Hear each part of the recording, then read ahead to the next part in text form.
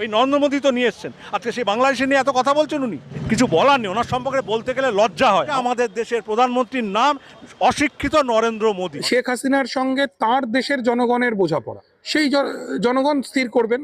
আমরা কেন মানে এর এই স্টেকটা, এই দায়টা আমরা কেন নেব? শেখ হাসিনা নিয়ে জটিলতা ক্রমশ বেড়েই চলেছে।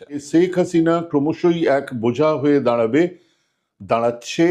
অন্যান্য গণহত্যাকারীরা বিভিন্ন জায়গায় পালিয়ে শেল্টার নিয়েছে, ভারতীয়রা চিরকালই তার নিন্দা জানিয়েছে, কিন্তু আজকের দিনে ভারতের চরিত্রটা একটু অন্যরকম। হাসিনার কি অবস্থা হয়েছিল, সেম অবস্থা হতে চলেছে নরেন্দ্র মোদী। প্রতিবেশী বাংলাদেশের সঙ্গে, যাদের সঙ্গে আমার ঐতিহাসিক সম্পর্ক, সেই বাংলাদেশ আমার কাছে প্রিয় না, হাসিনা প্রিয় হয়ে গেল, এটা মোদির মতো মানুষের পক্ষেই সম্ভব। আমার ট্যাক্সের টাকায়, আপনার ট্যাক্সের টাকায় অন্য একজন দেশের বিতাড়িত প্রত্যাখ্যাত এক মহিলা প্রধানমন্ত্রী ছিলেন, তিনি, তার ভরণ পোষণ ইত্যাদি কেন চলবে? যদি ভারত থেকে অবৈধ বাংলাদেশি